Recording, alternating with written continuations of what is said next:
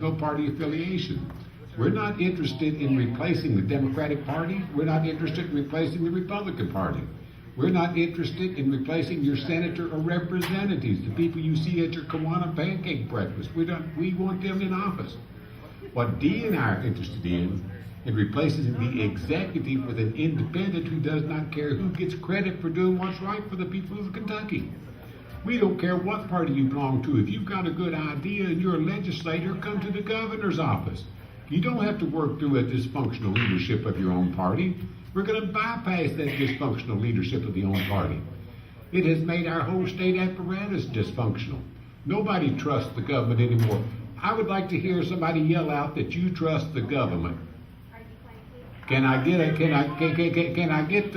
a shout out? Somebody stands up and says, "Yes, they're doing a great job. I'm better off than I was 4 years ago. I'm better off than I was 8 years ago." You know, they're just not there. We're going down the tube, and we better do something about it. But I will tell you folks this: Dee Riley and I are the best opportunity in the whole country of America, the whole United States of America, to take the independent voice of the people and put it into office. There's no other independent ticket anywhere in the country that's as advanced as Dee Riley and I are in the state of Kentucky. And what we believe is this: we can lift Kentucky out of poverty. We can lift Kentucky out of doldrums by exercising the principles of America that made this country great to begin with. We believe first and foremost that it's more freedom to the people is the answer, not less freedom to the people. Can I get an amen on that? That there's too damn many laws. That Dee and I's plan is to take the government out of your bedroom, your bloodstream, your brain, your bladder, your billfold, your back pocket, your internet bulletin board, and your butt, and put them back in a little box where they belong. And lower taxes while we're doing it. I'm going to, by God, my first day in office, I'm going to ground every helicopter that's hovered over the fields and gardens of the people of the state of Kentucky. This is America, not Afghanistan. And we're not an occupied territory, and we shouldn't be treating our citizens like we are one.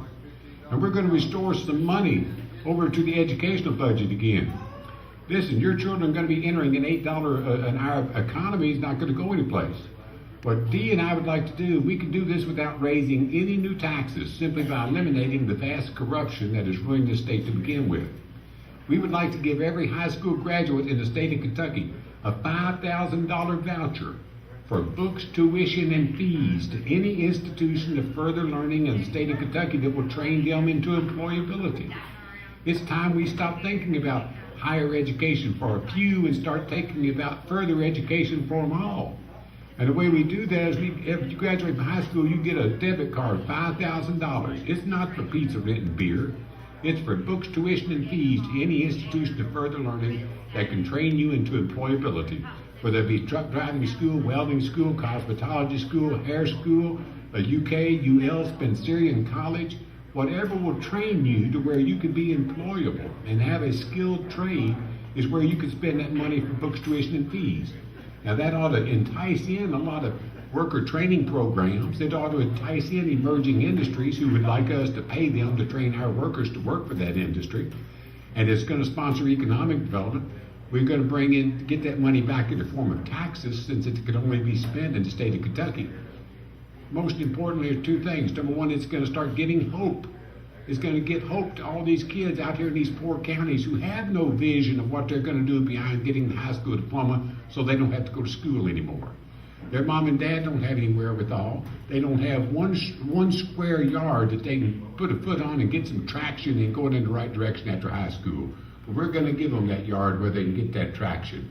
We want to sponsor conversations around the supper table. What are you going to do after school, son? What are you going to do with that $5,000 voucher? You're going to go to community college? You're going to go to welding school? What are you going to do with it? We want to give these kids some hope. And the really beautiful part about it is, not one penny of that tax dollar gets spent until they present themselves at the agency that's going to train them into employability. It's not like building a $100 million building and trying to entice them into it.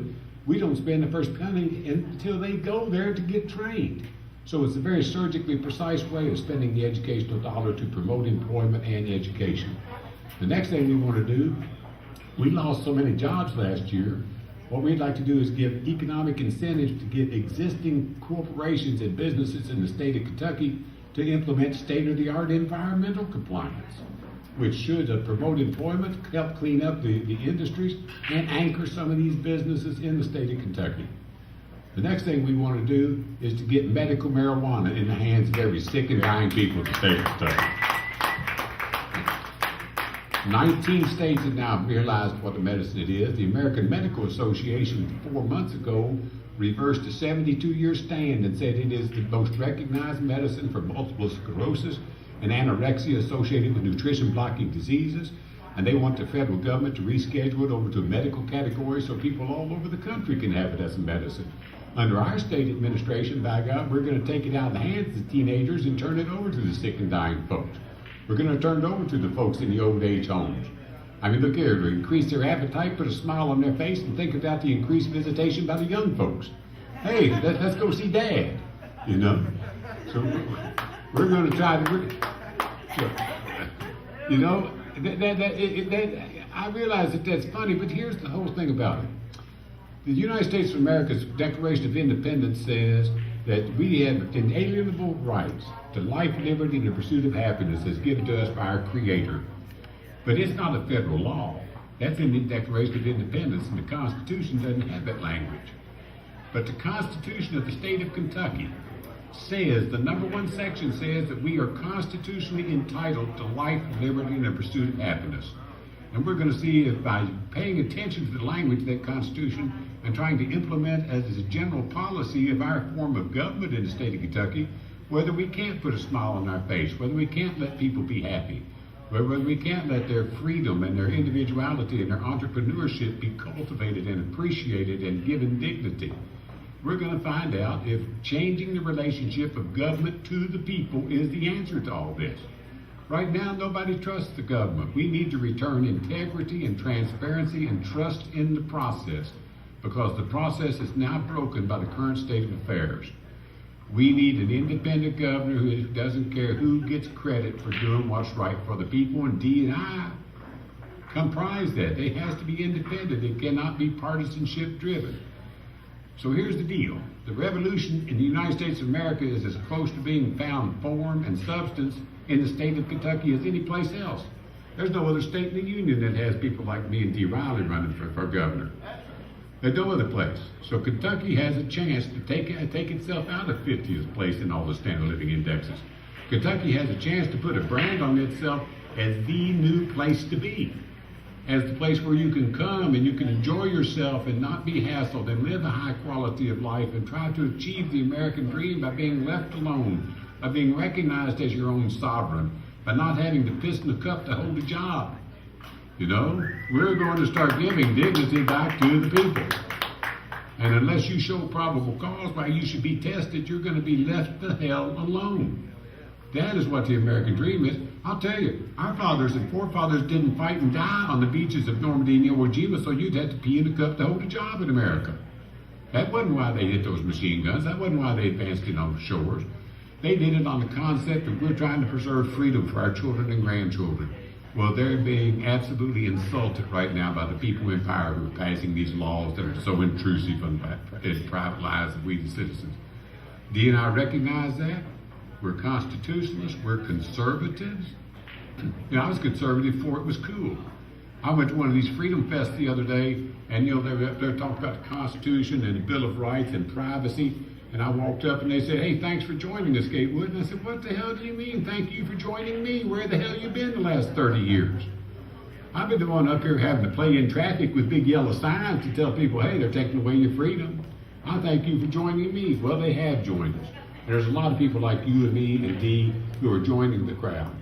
Next November is a chance to vote for freedom, the best chance you'll ever have to rediscover what it's like to be American as far as serving under some sort of government goes.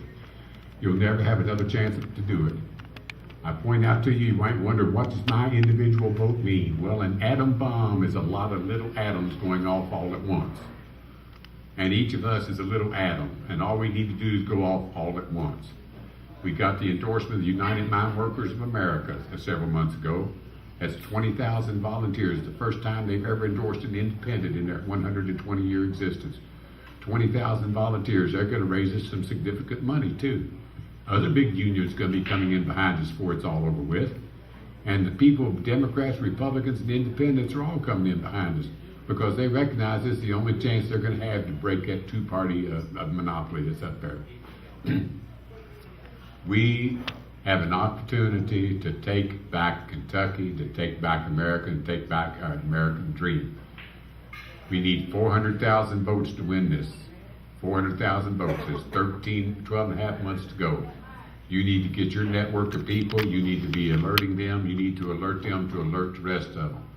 I mean, with social networking the way it is right now, your lists on email, your list on Facebook, and all those things, you should be spreading the word, getting it out. You know, it exponentiates. You tell 5, they tell 5 each, they tell 5 each. And it doesn't make any difference how much money our opposition raises relative to what we raise. If your vote's not for sale, it doesn't make any difference how much money they spend. Right? It doesn't make any difference. If we get 400 to 425,000 people to the polls, it doesn't make any difference how much they spend if they can't get that many people to the polls. So we will take them. It'll be a shot heard around the world. And I'll tell you this, I have run for office before, and I'll leave you with this, the world's shortest political speech. If I was going to lie to you, I'd already been elected governor.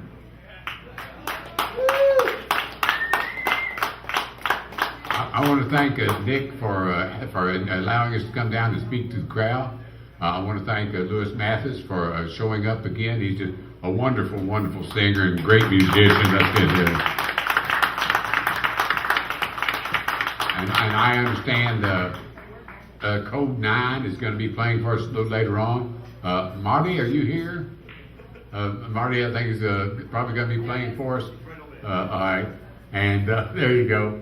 And so we're going to stick around a little longer and listen to these fine people who are here. I really appreciate you all showing up here tonight. We've got a table over here where we have books. Bo, show them one of those books there. I wrote an autobiography here several years ago. It's called The Last Free Man in America. I want to point out that that's a challenge, not a title.